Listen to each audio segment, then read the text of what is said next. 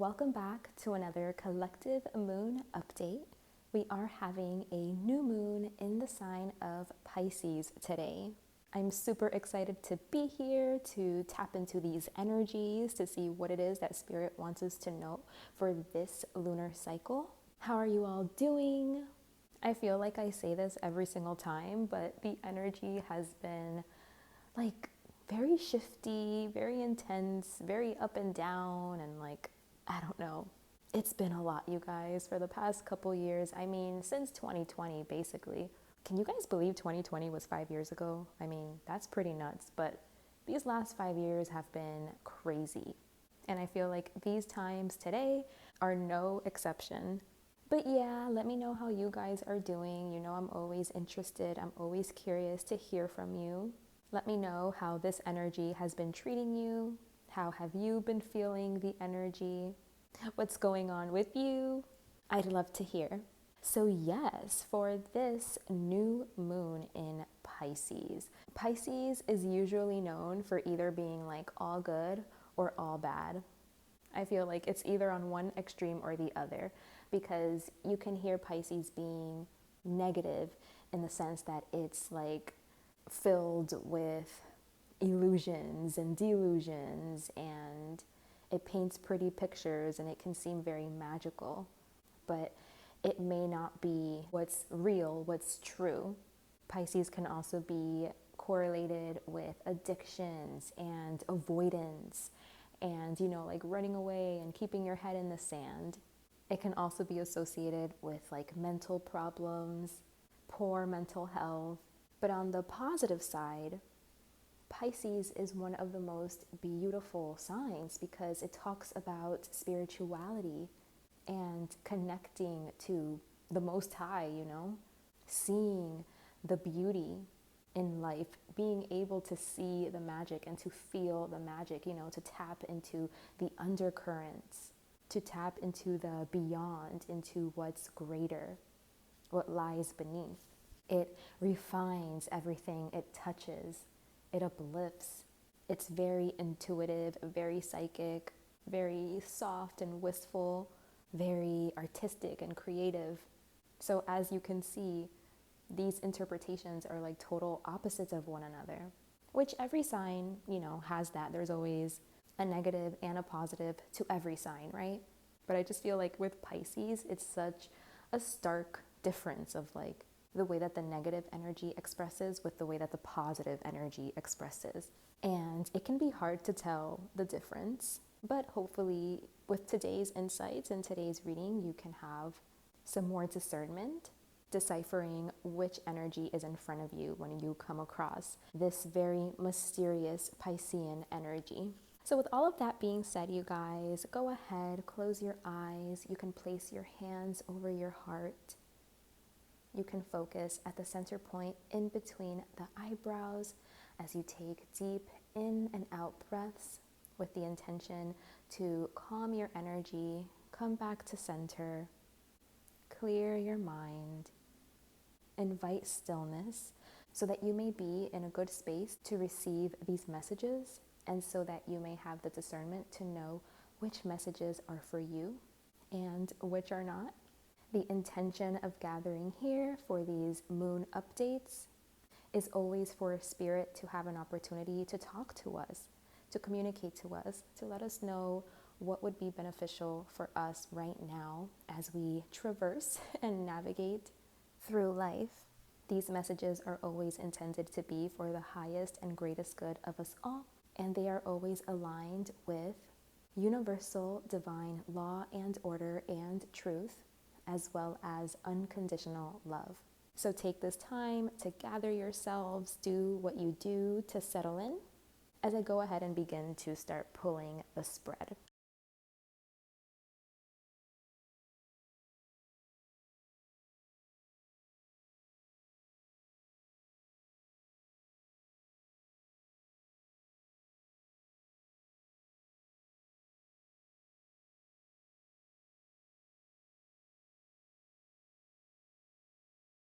Okay, so let's see what we have here for this new moon in Pisces.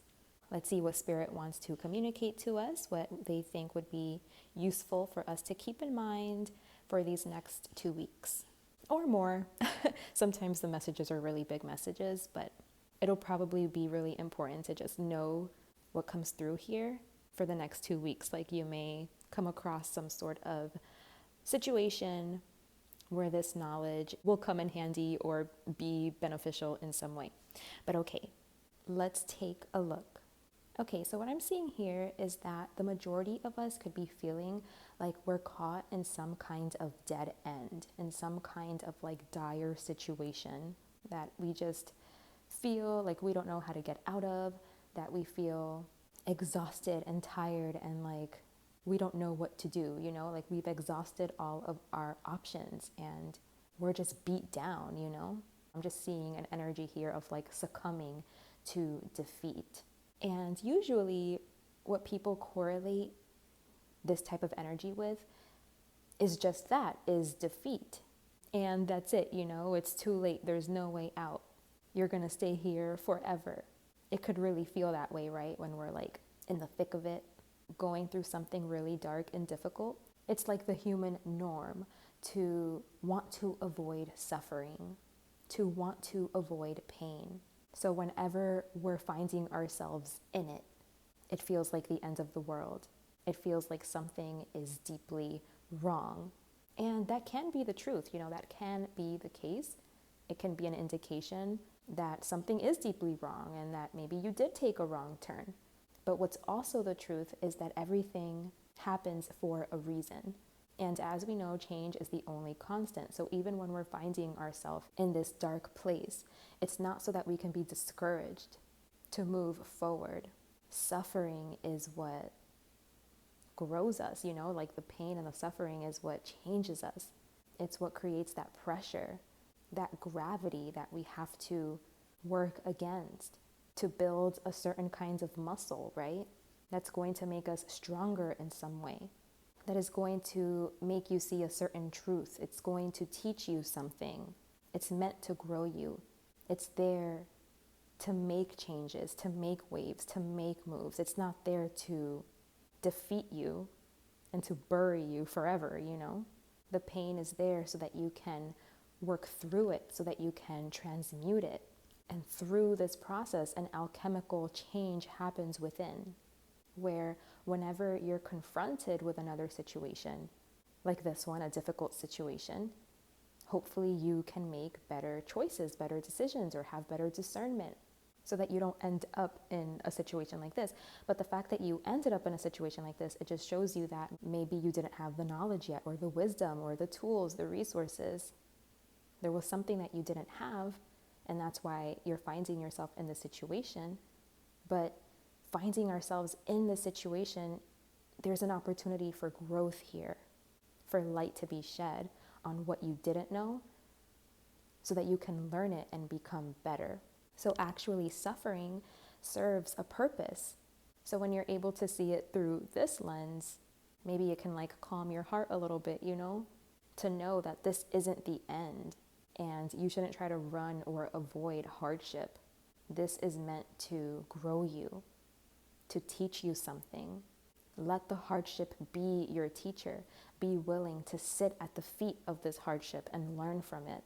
Because with this being a Pisces new moon, like I talked about a little bit in the beginning, there is that tendency to want to run away, to want to avoid pain, to not want to look at it, you know, to want to spiritual bypass or just, you know, bypass altogether. And Pisces is really representative for me of bypassing or transcending. They're two different things. When you transcend the human experience, you are not avoiding it. You're not supposed to like skip your shadow work and skip your fears and skip looking at yourself. You're not supposed to avoid the mundane things. It's about understanding that it's all spiritual. All of creation is spiritual. All experiences are meant to bring you closer to God. Even these dire ones that we may be finding ourselves in at this time. This is what leads to liberation.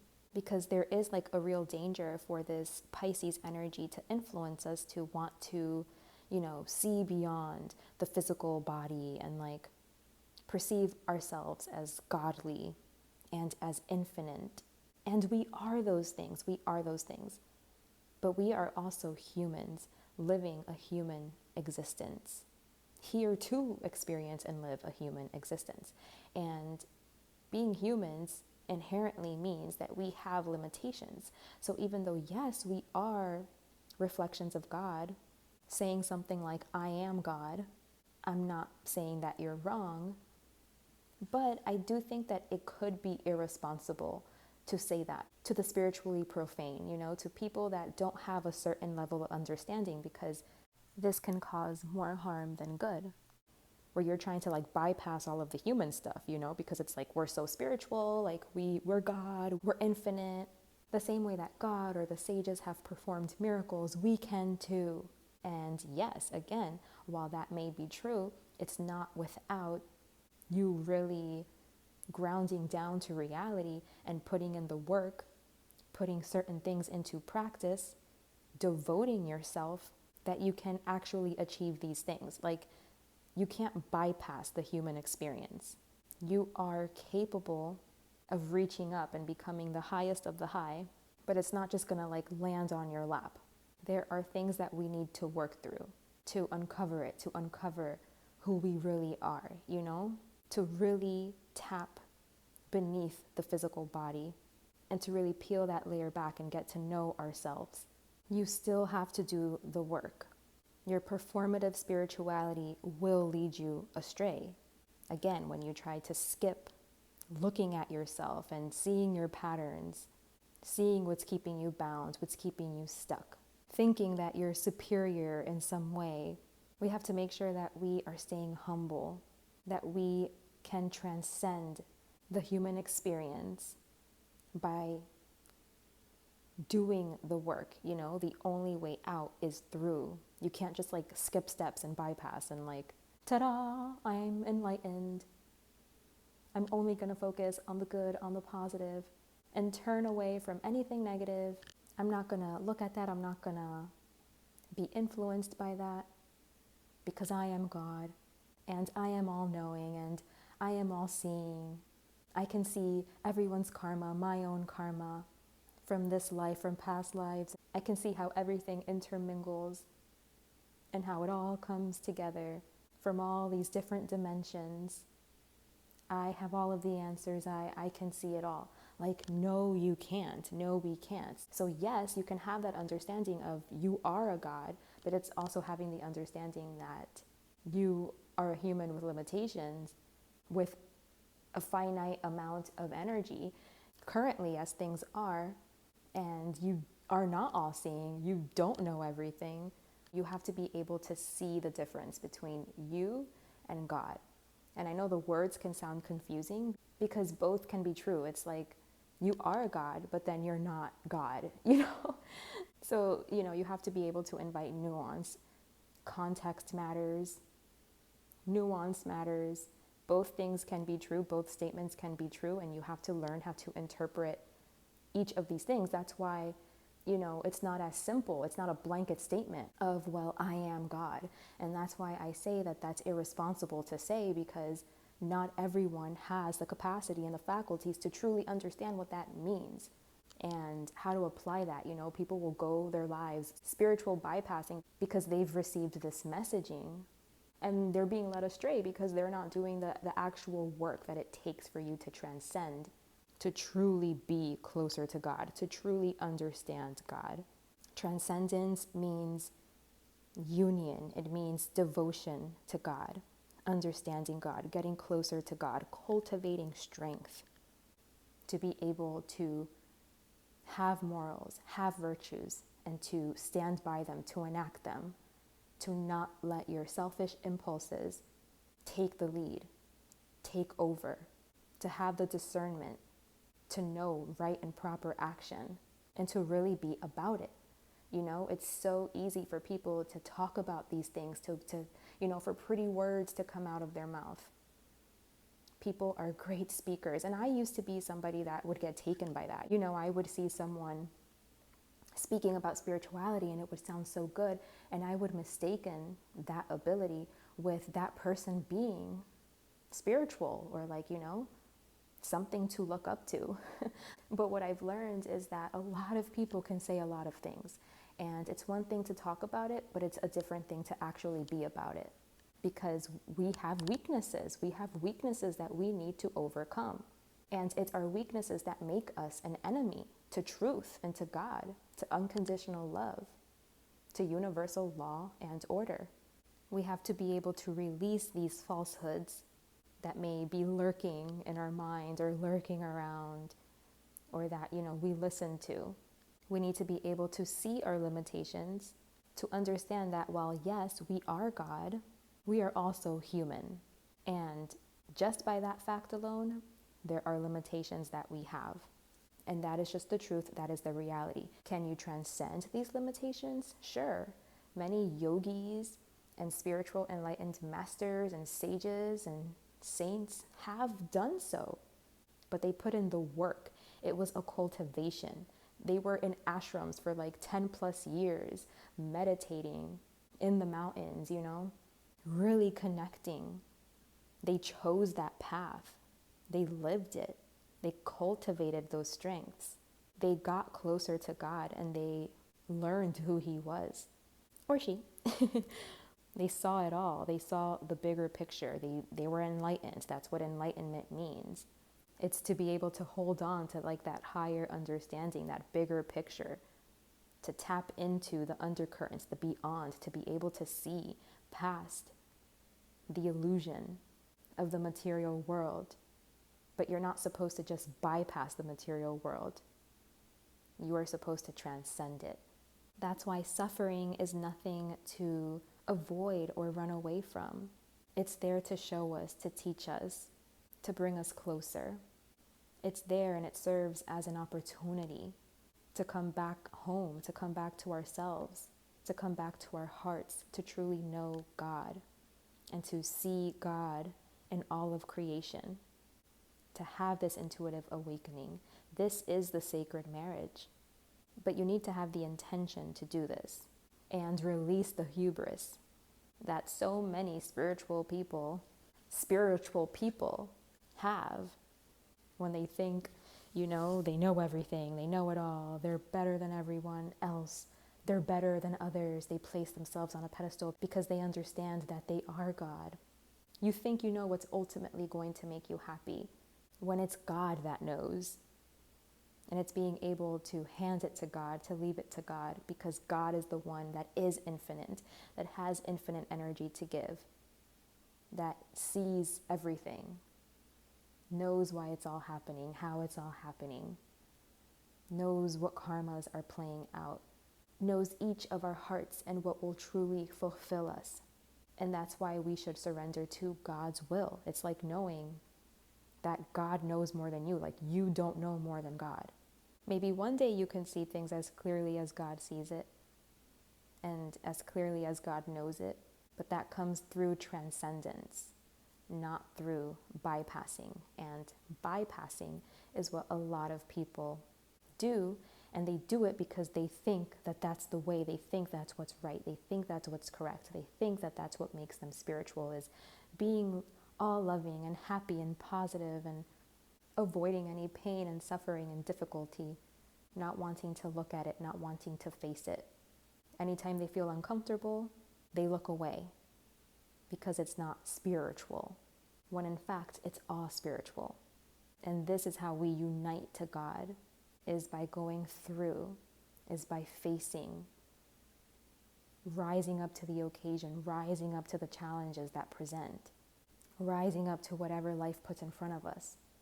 This is what puts us on our dharmic paths, not through avoiding it, not through avoiding confrontation or anything that makes us uncomfortable, but through facing it, looking at it, working through it, letting the alchemical changes take place, letting it happen, seeing that the pain, that the suffering, that the difficulty, that the discomfort was it.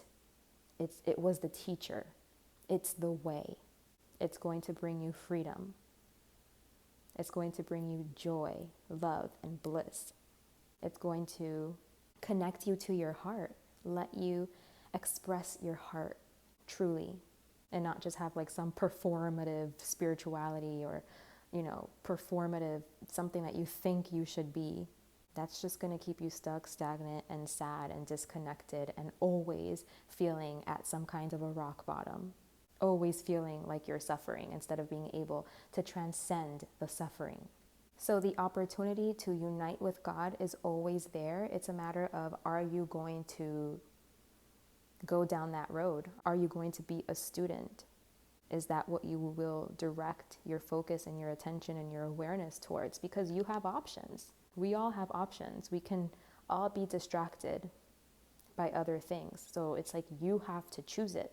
So Spirit is really just telling us to keep at it, keep working on it, stay focused, hone in, continue, to intend to see clearly, to gain the wisdom, to get these aha moments. The more you can sit silently and still and focus on your work, focus on creating something with the divine, working with the divine, not getting distracted, the happier and the more fulfilled you will be, and the clearer you will see. And then you can spread the word, like once you've uncovered something and you've had your awakening and you get your aha moment and you can see clearly, then you become the teacher for others, to help others also move the needle in their own lives and inspire them to take action and to make plans in their own lives that is going to align to this energy. I feel like, we all want to be seen and validated for what it is that we bring to the table. We all want to be acknowledged and praised. So, our egos will go through great lengths to do whatever it thinks that it needs to do to get that praise. And it acts blindly, It's one of our limitations, and it can bring about conflict and the blocking off of the heart space. So you have to let go of wanting that validation and that praise and that love, and just being and expressing who you are. You'll attract the right people to you that will align with you, your soul fam. All you have to do is just be who you are, and your people will automatically, you'll pull them in, Don't try to be what you think is gonna get you seen and praised and loved, because that's not the way, that's not it. Again, that's like putting up a facade, an illusion. It's like you're trying to fulfill some internal need that is never going to be fulfilled in that way. And by really devoting yourself to this path and working on it and staying consistent, giving to your spirituality, this is how you get to know your own heart. This is how you get to know yourself. And you'll know what's authentic to you and how it is that you want to express, regardless of, if it's popular or not, or if people are going to get it. It's like you're staying true to yourself, to your values, to what's important to you, to your heart. You're listening to your heart, and you're being courageous enough to follow it, instead of staying stuck in the illusion, in the haze, in the confusion. Again, all things that could be associated with Pisces. This is just going to keep you stuck. It's being able to take the higher cup, go on that higher path, and you will be aligned to your truth and to your purpose. Okay, so I think that's all I have for you guys. I want to pull a couple cards out of my homemade oracle deck. I used it for a personal I did, and I really liked using it. So let's just see what comes out. What messages does Spirit want to give us, if any, from this deck? Let's see what comes out. I just saw "You look perfect." Such a sweet card. Let's see, Spirit, is there anything in here? It's not personal.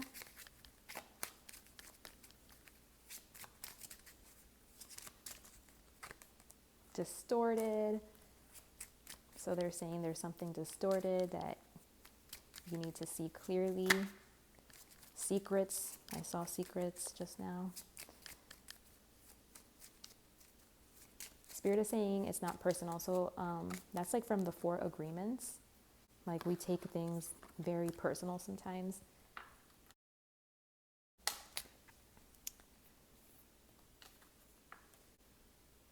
And Spirit, I guess, in this situation, it's saying like, it's not some kind of fundamental flaw that you have. Like, we're not trying to pick on you.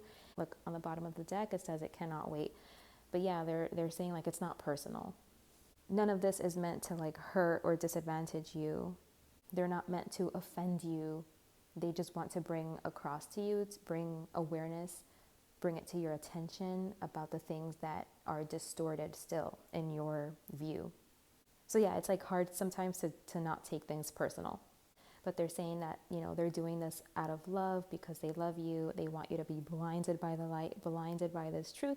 They want you to be able to cleanse your energy and clear yourself so that you can align yourself and bring yourself closer to truth. And again, they're saying it cannot wait. Okay, guys, so that was our message for this new moon in Pisces. I hope that this message has served you. I do offer personal readings if you would like to dive deeper into your specific situation. I will leave my email in the description box below so that you can contact me. I would love to connect with you. I would love to work with you. Thank you so much for being here with me today, for sharing your time and your energy. I hope to see you guys around here again very soon. Take good care of yourselves, and until next time, bye.